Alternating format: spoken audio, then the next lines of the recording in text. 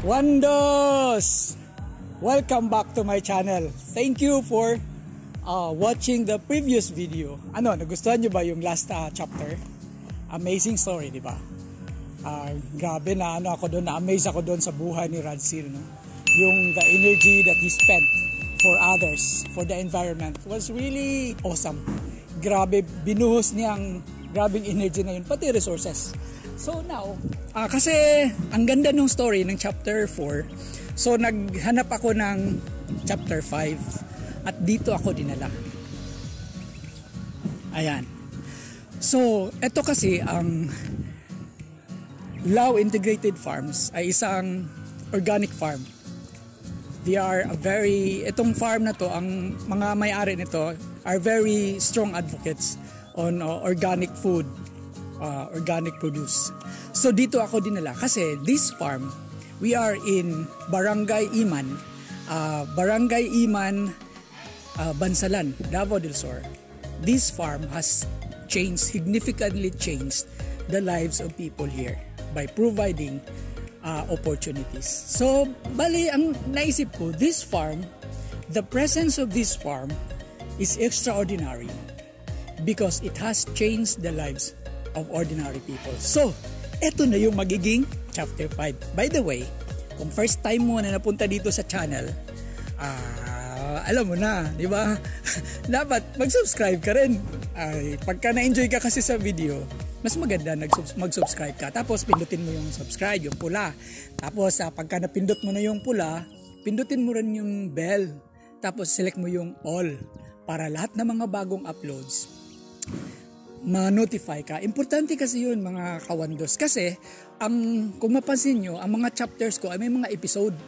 So hindi lang siya isang buong story. Naka-splice, putol-putol siya into episodes. So kaya pagka naka-select all ka doon sa bell, may bagong episode, makuha mo kaagad. Okay, so eto, abangan nyo kung anong mangyari dito sa story na to. Eto nga, kasi nandito na tayo sa farm. Ang sabi ko, you will get to know kung paano nakapag-change ng community culture itong farm na to. How this farm helps the people around. Kasi ang dami kasing farm pero ilan lang yung nag-practice talaga ng organic. I think yun yung pinaka-point natin dito na pag-usapan, yung organic farming. So now, kasama ko ngayon yung isa sa mga empleyado dito para magbigay sa atin ng information about the farm. Punta natin siya. Hello po, maayong buntag and magandang umaga po sa inyong lahat. So, hello sir. Hi, good morning sir. Sige, introduce yourself very quickly. So, I'm Rafi Blanco. So, I'll be with you as your tour guide and welcome po sa Lao Integrated Farms Incorporated, and in this moment, kasama po ninyo ako sa paglilibot sa farm. So, I hope na mag-i-enjoy po tayo as we walk sa buong farm po. Ganda nang, I like your apelyido, parang siyang canvas. It's a blank. Namagod may dugo nga kuan dito sa may dugo, medyo Spanish, no? Bagay sa'yo yung sombrero actually. So sige, Sir Raf, is it okay to if I call you Rafi or sure, Raf? Sige. Sure, okay lang kayo sir. Sige, so Raf, very quickly introduce to our kawandos yung Lao Farm. Alright, here we go. So, hello guys, so Lao Integrated Farms Incorporated is an advocate of organic farming and healthy living. So lahat po na makikita niyo dito, including the different crops, species, grown organically po 'yon, at saka yung sa mga products namin. So yung Lao Farm talaga is started at 2008.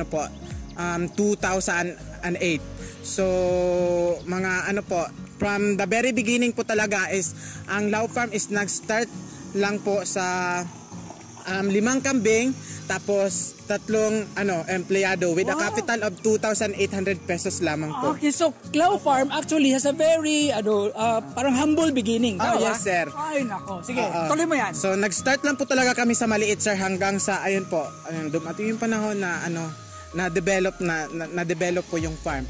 Tapos sa ngayon po we have, dati kasi 3 empleyado lang, sa ngayon po we have almost nasa mga 300 employees dito lang sa farm. Hindi pa kasali yung sa bake shop po. So sa ngayon po very life-changing talaga yung Lao Integrated Farms kasi po Lao Farm po kasi naging source of livelihood especially sa community na dito po sa especially diri sa Barangay Iman. So ayan. Yes, sir, thank you. So way back before bakit talaga tong Lao Farm kasi po familiar kay Sir Ben, the owner talaga of this farm. So way back before siyempre may maliit na farm sila, yung inato rapod good sir. Tapos it happens nga na poison si sir because of the chemical nga iyang gigamit. So dati nagapangunay siya spray sa iyang mga gulay. Siya talaga yung active farmer talaga. Yes sir. Tapos it happens na poison si Sir Ben and then na-hospitalize siya sir and then na poison siya sa chemical nga gigamit nga pang spray sa mga vegetables and then nun nakabuo siya commitment sa iyang kaugalingon sir na to go organic farming. So bali itong Lao Farm na to, it was established parang base doon sa personal conviction ni Sir Ben Lao. Wow, ang galing naman. Sige, so pagka sinabi natin na organic farming, saan talaga nag-start yung pagiging organic ng isang farm? Alright, so of course lahat po magsisilimo tayo sa lupa. Sa lupa. Punta natin ang lupa. Oh, sure, sir. Kasi nagmula sa lupa. Nagmula sa lupa. Okay. Babalik din sa lupa. Ayan. So, Sir Raf, sinabi mo na when we talk of organic farming, we start with the soil. Sige nga, paki-expound nung na yan, nung sinabi mo na yun.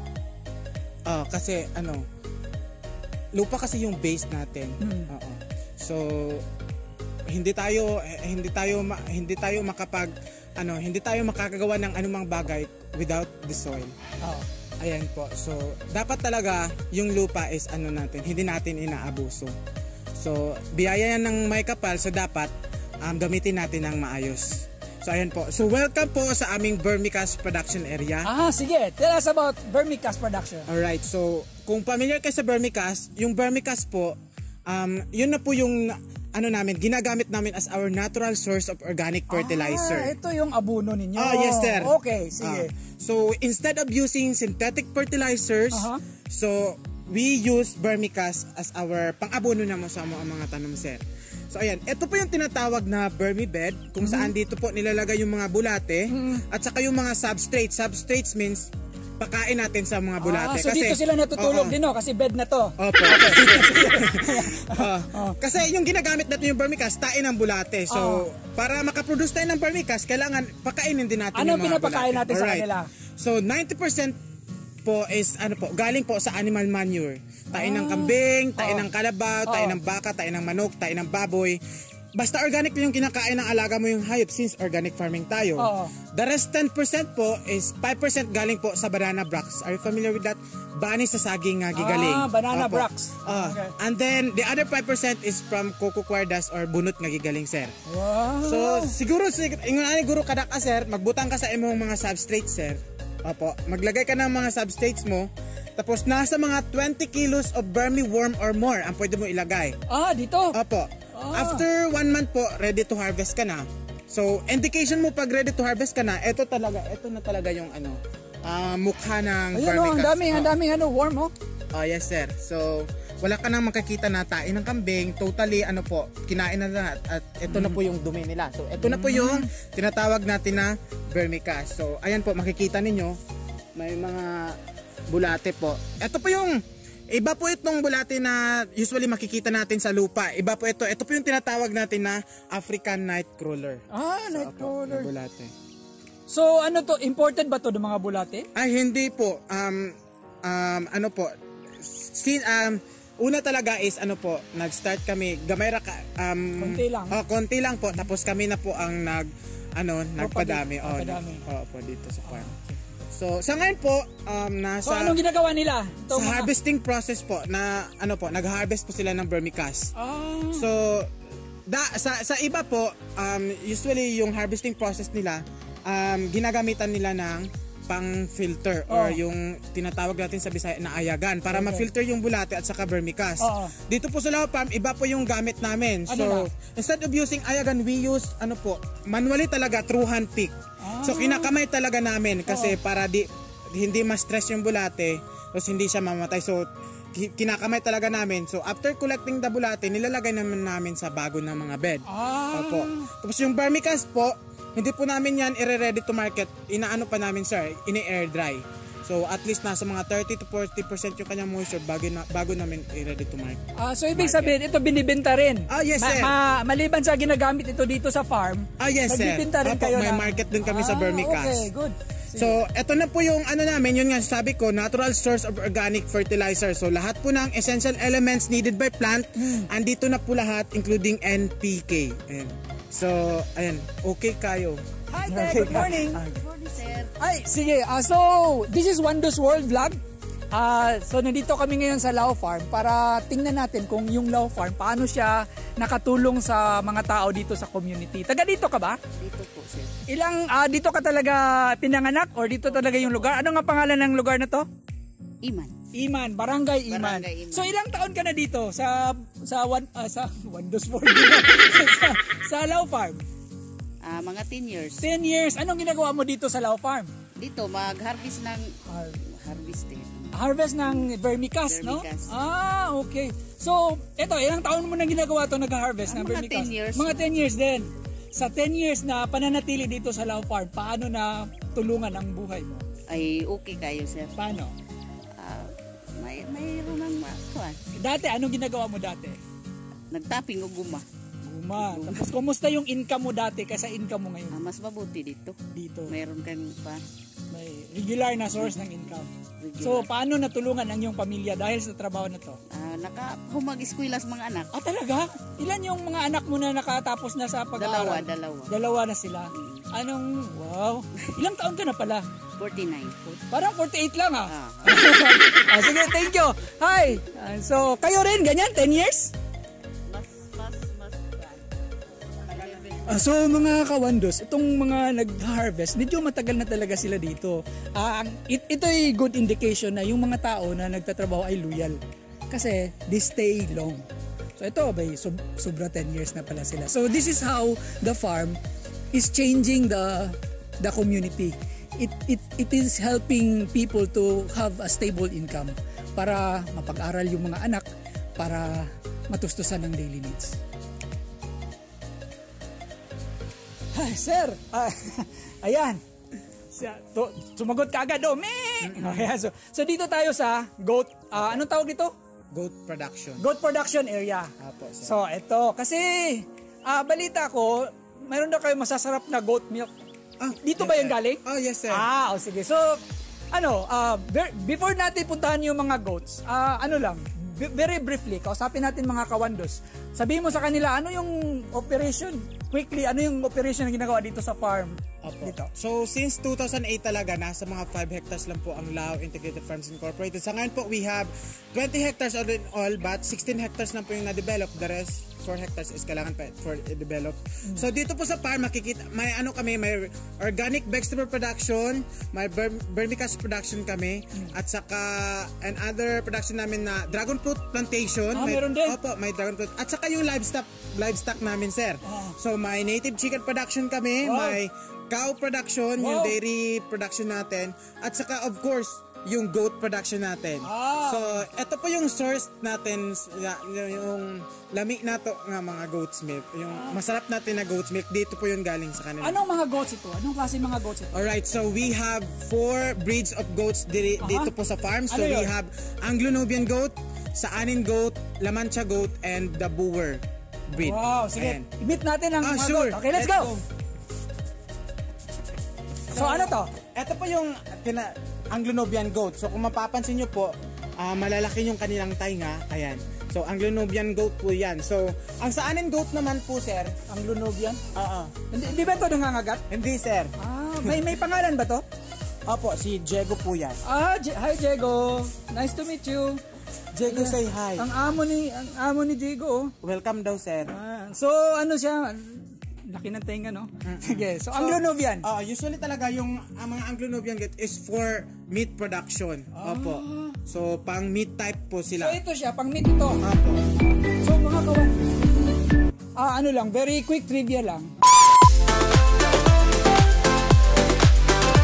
Alam nyo ba na ang goat pala ay na-domesticate siya or nag-start na magiging domesticated mga around 10,000 years ago na. At alam nyo ba na ang pag-domesticate ng mga goats ay nag-start doon sa Iran? Yan, research nyo yan.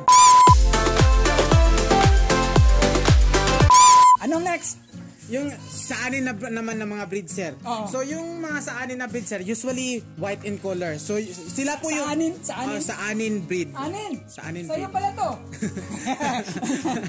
May kasama kasi kaming anin dito. Usually white in color. Oo. Ayan po. So ito talaga yung best producer of milk. Ito yung mga milky, pang milk type. Opo.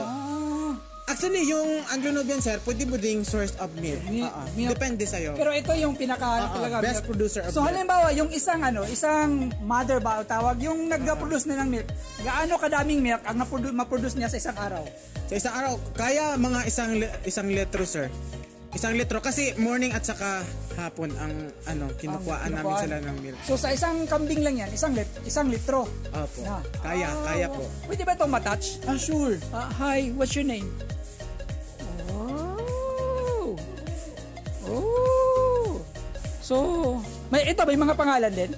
Ay, wala na, sir. Pero may number sila, no? Naka-number sila. May air tag sila, sir. Air tag, ito ay 168. Opo, for identification. Okay. Para maiwasan natin yung inbreeding. So ito, halimbawa itong mga goats, ilang taon na to? Ang edad dito? Ito po, nasa mga 2 to 3 years na po ito, So sir. ilang buwan or ilang taon bago makaproduce ng milk ang isang goat galing sa pagka-baby niya? At kasi from baby na pagdating nila ng 5 months, sir, ihiwalay na sila dyan sa kanilang mother. Oo. So bali, yun, pwede na sila mag-inhit. In 5 months? Opo. So pwede na, pag 5 to 8 na sila, months. pwede na mag-produce ng milk agad, no? Hindi pa, sir. Hindi pa. Kailangan mo sila i-breeding. Mapaanakin muna? Oo. Okay. So tuloy-tuloy lang tayo. Yung laman siya naman na breed, sir. Anong next? Laman siya na breed. Laman tiyan. So ito yung sa tansya ko pang karne din ito kasi ito yung magandang laman ng tiyan. Laman tiyan. Pang dual purpose. Sige, sir. dual po, sige. Pwede mo siya pang meat, pwede mo din siya pang maging milk. source ng milk, sir. Oo. So, yan po yung laman siya na breed. So, kung mapapansin nyo po, kung yung halos mga kanding dito is may mga tainga, yan po, very cute po yung kanyang tainga. Ito yung laman tiyan, yung maliit ang tenga. Opo. So ito mga malalaki, hindi to laman tiyan. Hindi po, ibang breed din. Yung pala yung laman tiyan. Maliit ang tenga. Sige. So ilan ang laman tiyan dito? Laman tiyan. Po? Ilan yung laman tiyan dito? Si Yuyong kasi yung May in charge pala dito. Sige, Yoyong. Ito maganda to, itong itim. Explain mo nga anong breed itong itim. Crossbreed na po ito sa sir, sa anin at saka Anglo-Nubian. Wow, ang laki niya, no? Oo. Ang tangkad, pagka tumayo siya, siguro mga 6 feet. Sinong in charge dito ngayon? Yung. Come here, yung ski. May tatanong lang ako, yung. Ayan, so mga kawandos, ito si Yung. Ito yung parang in charge dito sa pagpapanatiling malusog at busog yung mga goat. Yung, kumusta? Okay na. Ano pangalan mo? Anadjon Batingal. Anadjon Batingal. Ilang taon ka na dito nagtrabaho? 3 years na mo, sir. 3 years na. So ang pinakatrabaho mo dito ay itong kambing, mga kambing, magpapakain. Hindi, sir. So ikaw rin kumukuha ng mga pagkain nila. Hindi na, sir. Ano ang kinakain ng mga kambing pala dito? Sir, mga Rinsuni, Calyandra, Malbiri, Indigo Pera, mga Cadelcraft, sir. Lahat ng yun ay parang grass, no? Yes, sir. Okay. So itong grass na to, mga organic din ito? Yes, sir. Okay. Wow. So ilang kambing ang nandito ngayon sa production area? 66 tanan ni, sir. Lahat ng kambing ay 66? Yes, sir. Including yung mga hindi pa adult? Mga bata? Apil na lahat. Lahat na sila. Okay. Sir, morning hanggang afternoon po, sir. Iba't ibang klase ng mga porridge yung pinapakain natin sa kanila. So, dito din galing sa farm mismo. Diyan lang sa mga po. So, malapit lang po yung source of nila, yung porridge or pakain natin sa kanila. So hindi na tayo pupunta ng ano po, yung malayo na lugar. So dito na din makikita mismo sa farm, sa paligid yung mga pagkain nila. Na-harvest na lang. Opo, sir. Oh, okay. So yung ito yung sinasabi mo na yung mga dumi nila ay kino-collect, dinadala doon sa Vermicast production. okay. So dito sa baba siguro, sir, Okay, para so, mas ma-explain natin.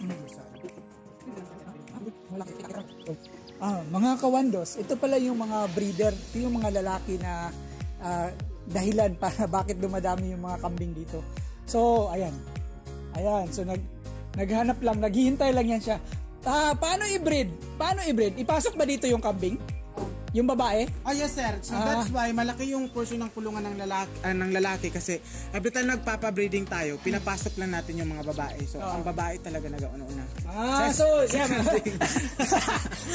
diyan na sila parang uusap kung anong plano nila sa buhay nila. Ayan. So ilang taon na yan siya? Yung ilang taon na to? Ito sir, sa mga 3 years 3 years pa lang, ang laki niya, no? Pagka nakatayo siya, siguro mga 7 feet, no? Wow, ang laki Sige, let's go. Baba tayo, baba. So, dito po sa Lao Farm, zero waste management po kami dito sa farm. So, lahat po talaga is walang nasasayang, lahat po may patutunguhan at saka nagagamit. So, ito po yung goat's manure or yung tae ng kambing po. So kung mapapansin nyo po, elevated yung kulungan natin para every time maglilinis tayo, madali lang kasi pwede naman yung mamasok. Opo. So mahulog lang po yung dumi ng tae ng kambing. Tapos every morning, winawalis po namin yan, tapos kinokolekta namin yung dumi ng kambing. Nilalagay namin doon sa vermicast production area. So yun po yung substrates para sa ating mga bulate. Ayan. So, tapos kung mapapansin nyo din, may kanal dyan sa gilid. So, dyan po dadaan yung ihi ng kambing patungo sa septic tank. So, ang tanong, ano pong gamit namin sa ihi ng kambing? Ano? Ginagamit namin as our natural source of insect repellent. Ini-spray lang namin sa mga pets namin. Ayun po, insect repellent po namin yung ihi talaga? ng kambing. Wow. So, ngayon ko lang nalaman yun, mga kawandos, insect repellent pala yung ihi ng kambing. So kung may mga kambing kayo dyan, collect na nyo yung ihi para meron kayong insect repellent. Hindi, pinaprocess pa ba yun? Opo, may process. May process din. Pero hindi nag-involve ng chemical. Wala sir. No, zero chemical. Okay. Lahat po natural. So mga kawandos, sinabi na paulit-ulit. Sana nakakuha na pick up nyo na itong farm na to is really a very important parang component nitong Barangay Iman kasi it has been supporting so many people. So, tansya ko, mga siguro almost 500 families are getting their livelihood from this farm. Ang iba, mga regular employee, pero yung iba parang nagsusupply halimbawa ng yung mga kailangan ng farm. So, dito ngayon tayo sa likuran natin, ito yung sabihin mo kung ano nasa likuran natin. Alright. So, ito po yung community dito within the community po dito sa farm, malapit lang. So, ito yung mga indigenous people. So, are you familiar with the Bagobo tribe? Yes, sige. Sabihin nyo sa amin kung anong relasyon ng mga indigenous people ng Bagobo ng Lao Farm. Lao Farm, okay po. So kung mapapansin nyo po, wala na kaming securities and other guards dito sa farm. Kasi po, halos na nakapalibot sa farm, mga IP people or indigenous people like the Bagobo tribe. Isa din po akong Bagobo. Okay sir. Ayan. So, ayan. Relation pala to. Opo. Sige. So, nakakatulong na din sila magbantay sa farm kasi po, ang Lao Farm po is naging source of livelihood nila. So, originally, sa kanila itong lupa. So, ang nangyari, nabili po ni Sir Ben. So, hindi sila pinaalis. At the same time, ginawa silang empleyado sa farm. Okay. So, yun nga, naging source of livelihood na itong Lao Integrated Farm. So, nakakatulong na din sila magbantay sa farm. So, sila na din yung nagbabantay sa farm. Yun po, give and take relationship lang. Parang sa kanila pa rin, parang part na sila ng farm, no? Opo. Parang sa kanila na rin itong farm. Yes, sir. So ang nangyari, dahil sa farm, nakapagpatapos sila ng mga anak nila. Wow. Opo. So, ilan yung resident dito sa loob ng farm na mga IP? Ilang pamilya? Hindi ko sir, pero marami. ang dami. Opo, sir. Marami sila. Halos talaga. Okay.